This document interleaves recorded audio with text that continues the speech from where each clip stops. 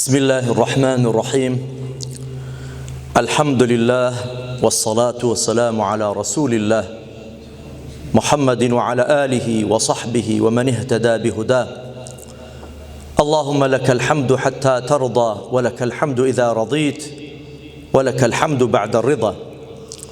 مسلمانانی بەڕێز سەلام و ڕەحمەت و میهرەبانی خوای گەورەتان لێبێ خوای پردگار خواپەرستی و عیبادەت لە هەموو لای قبول بفەرمێ ئینشاء الله بمان خاتە ژێر باری ڕەحمەت و میهرەبانی سۆزی خۆی ئینشاء الله تعالى سوپاس بۆ خوا لە ئەڵقەیەکی تری زنجیرە باسەکانمان لە ژێر ناونیشانی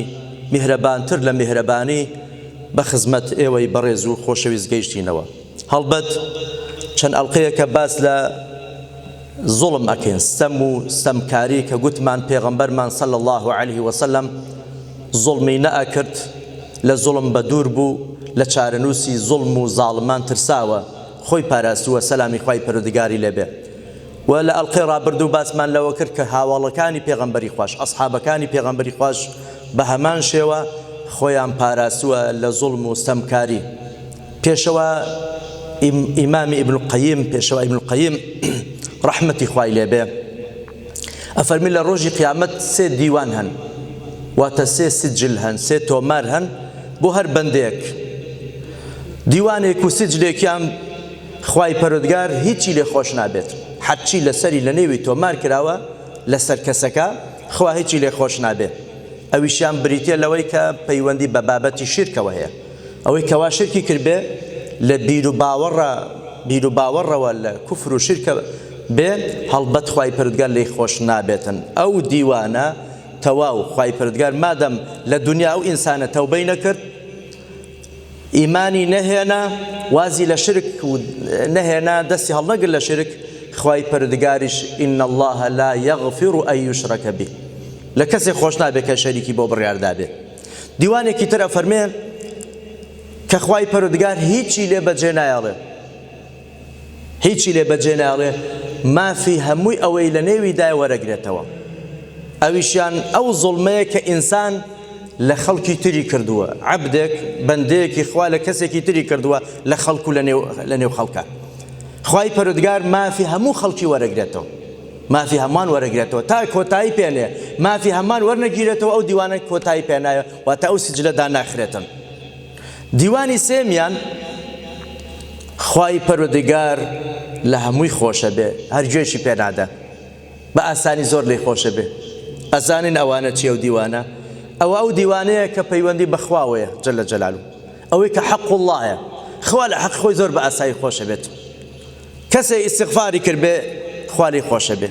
کارێکی خێری کرد بێ لە بەرامبەر لە گوناهی خۆشێ بێ زیکرێکی خوای کرد بێ لە بەرامبەرە هەندێک گوناهی بۆ ئەسڕێتەوە هەندێک قورئانی خوێندووە قسەیەکی حەقی کردووە هەرچیەکی چاکی کردووە خوای پەروەردگار هێواش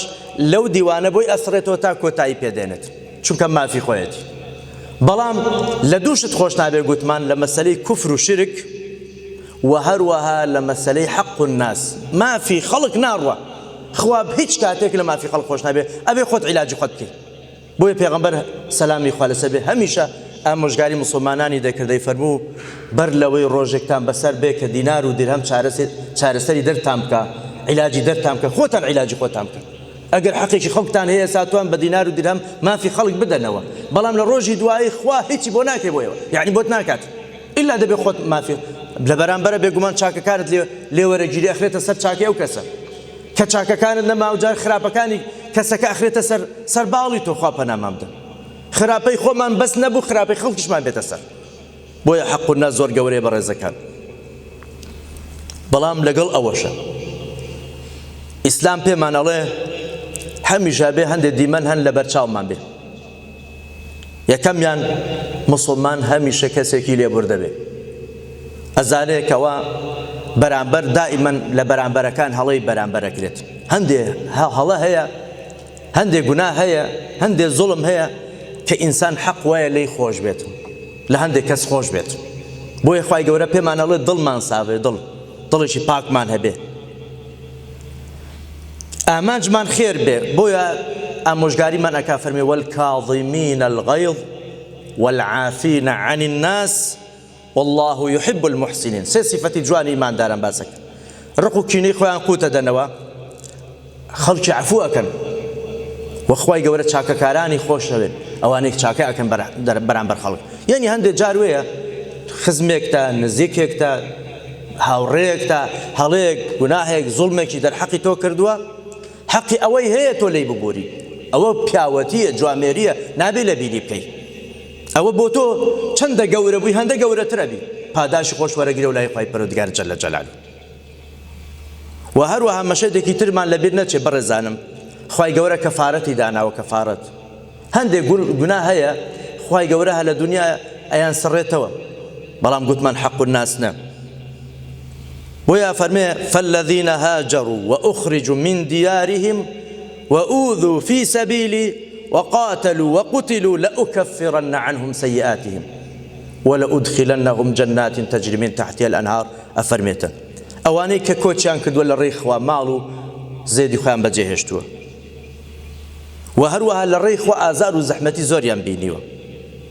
شەڕیان کردووە و شەڕیان لەگەڵ کراوە ئەوانە خوا گوناهەکانیان ئەسڕێتەوە خراپەکانیان ئەسڕێتەوە واللهی پێغەمبەر فەرمێ شەهید خوای گەورە لەگەر یەکەم دڵۆپە خوێن کە لە لاشەی ئەتکێ دێتە خوار کە لە ڕێی خوا خوێنی خۆی ڕشتووە لە هەموو گوناهەکانی خۆشە بێ بەس حەق الناس دیسان کێشەیە مافی خەڵکە مێنێتەوە بەن بۆیە ئینسان دەبێ هەمیشە ئاگادار بێ و هەروەها بەڕێزانم ئەبێ ئەوش بزانین ئینسان هەمیشە هەوڵدا مەزلوم بێ نەک زاڵم ستەمی لێ بکرێ نەک ستەمکار بێ پێشینە چاکەکانی ئێمە سەلەفی ساڵح ئەزانی چ دوعایەکیان ئەکردیان فەرموو اللهم اجعلني مظلوما لا ظالما خوایا دائما لە ژیاندا با مەزلوم بین بەس نەمانکەی بە زاڵم خوایا قەت زاڵم نەبین چونکە مەزلومیەت قازانجی تێدایە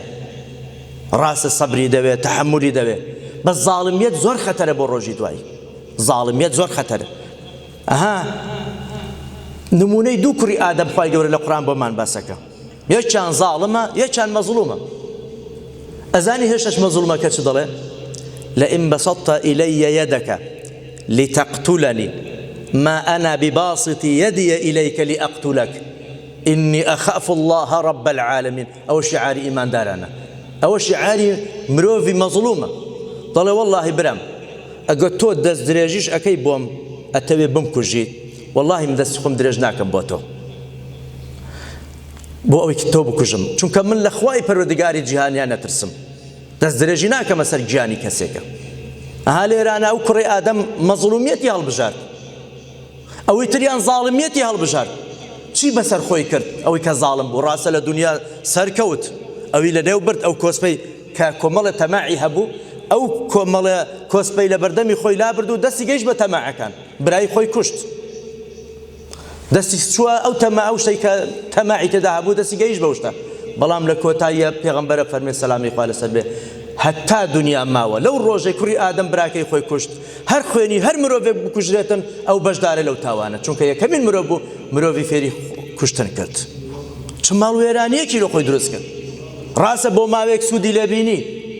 لەو زاڵمیەتە بەڵام ئەو زاڵمیەتە کاتیە قوربەسەریەکی زۆری بۆ خۆی بۆ قیامەتی خۆی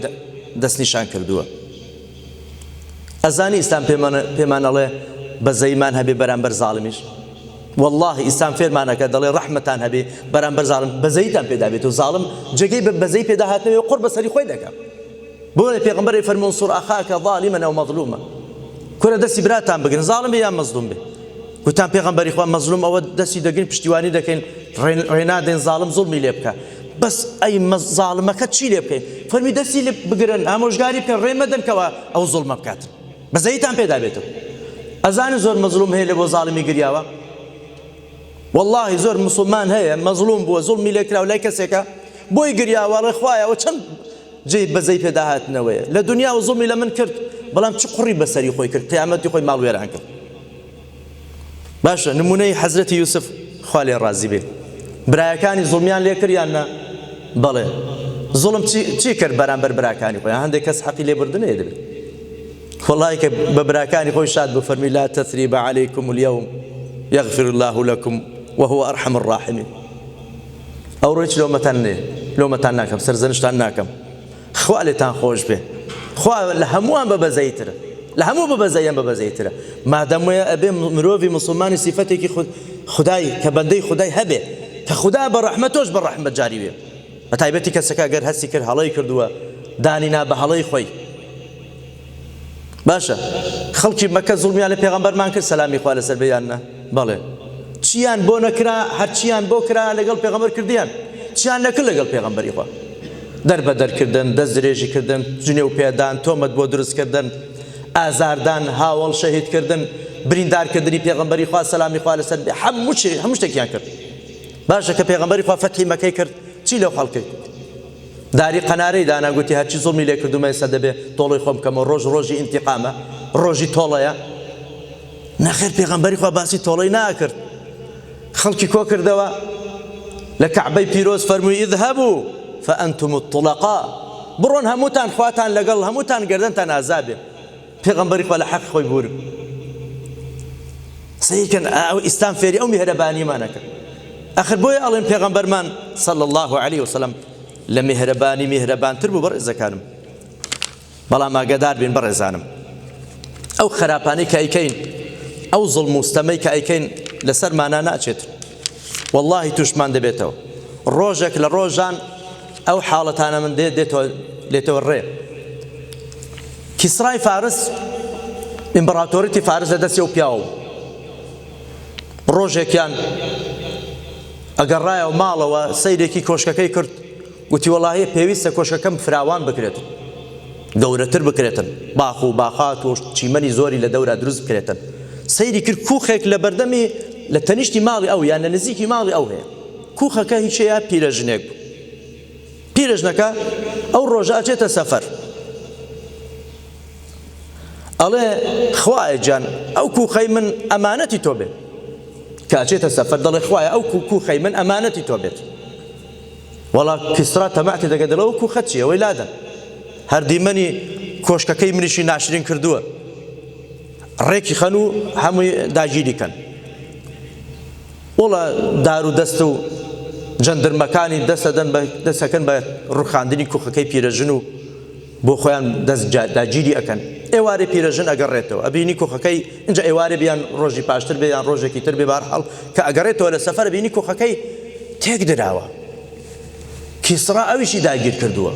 تەماعی کردوتە ئەو کوخەی ئەو فەقیر و پیرەژن و هەژار و بێدامن وەکو هەمیشە و زاڵم و زۆرداران هەروە دەکەن دەڵێ گوتی خوایە باشە من کوخێکم عیدی تۆ کرد بوو بیپارێزی بۆ نەتپارێز ئەو کوخەی منی هەژار ئەوە تەماعیان تێ کردەوەیشان لێ ساندم ئەڵێ وەڵڵاهی دوعای پیرەژنە گیرا بوو خوای گەورە تۆڵەی لێ کردەوە هە لەو ڕۆژە کوڕەکەی کیسرا کوڕی خۆی شەڕی دروست بوو لەگەڵ باوکی لەسەر مەسەلەی دەسەڵات و شتانە چاقۆیەکی ئەگرێ و خەنجەرێک ئەگرێ ڕاست لە باوکی دەدا دەیکوژێتن لە نێو نوێن و پێخەفی خۆی باوکی خۆی کیسرا ئەکوژێت اینجا ئەفەرمێ ئەلەیسە الله بکافین عەبدە خدا بەس نییە بۆ عەبدی خۆی دەستەیە کە خوای گەورە تۆڵەی کردو بەڕێزەکان واللهی هیچ بزر نابێت بەڵام زۆر جاران زاڵمان خراپەکاران تۆڵیان لێ بێتەوە تۆڵەمان لێ بێتەوە بەڵام ئێمە خۆمان لە خەت ئەدەین کە ئەنەماوە هەو نییە کەسی وایە تووشی نەخۆشێکی پیسە بێ کەسی وایە خوای گەورە ئاگر بەرەداتە ماڵی وێرانە بێ ئیفلاسە بێ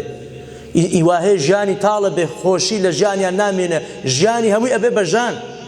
واللهی ئەوە تۆڵەی خوایە ئەوە ئاهو ناڵی هەژارێکە مەزڵومێکە دەرفەت نەما ئەجینا ڕووداوی وان بۆ ئەگەڕانەوە کە ئینسان بەڕاستیە بێ فرمەسی بۆ خۆی بڕێژێت شتی وایە ئینسانێکە زوڵمێکە جاروێ قسەیەکە لە حەقی کەسێکە ئەخوا کەسێک ئازار ئەداتن لە بیریشی ئەکا بەڵام دوعای لێ کردووی واللهی ئەو دوعایەمە لێ گیرا ئەبێ قبوڵ ئەبێ ڕەنگە لە ژیانە چەندین کۆس بوو نەخۆشیمان دێتە ڕێ تۆڵی ئەوەیە بۆی ئینسان هەمیشە لەبیر نەکە لە بینی خۆی خوای گەورە داوای لێبردن بکات جار ئینسان شەوانە کە بەتەنهایە چاوێک بە کردەوەکانی خۆی دابگێڕێتەوە لەو ساڵانی تەمەنی خۆم دەبێ حەقی چێم خوار بێ ماڵی چێم خوار بێ زوڵم لە چێ کرد بێ بیر بکەوە کوڕە تا لە ژیاندا ماوین ناوی خوای لێ بێنە و دەفتەری ئەعمالی خۆت خاوێنکەوە واللهی پێ مرتاحەبی واللهی خەوت خۆشترە بێ دە والله خوا شیفات بۆ ئەنێرێ دە واللهی ئەو ژان و ناخۆشت لە کۆڵە بێتم یا ربی خوای گەورە لە گوناهمان خۆش بیت، خوای جان هیدایەتمان بدەیت، خوای پردگە لە زوڵم و ستەمکاری بە دوورمان بگری، لە زوڵمی زاڵمانیشمان بە دوور بگری، بیمان پارێزی یا ئەرحەم الراحمین. عدالەتی، برایەتی، خۆشەویستی، تەبایی بگەڕینە بۆ هەموو خەڵکی و هەموو مسلمانانە ئینشاء الله تعالى. یا ئەرحەم الراحمین، عیبادەت و خواپەرستی لە هەموو لایەکمان قبول بفەرمی، خوای پروردگار بمان بوری. أقول قولي هذا وأستغفر الله،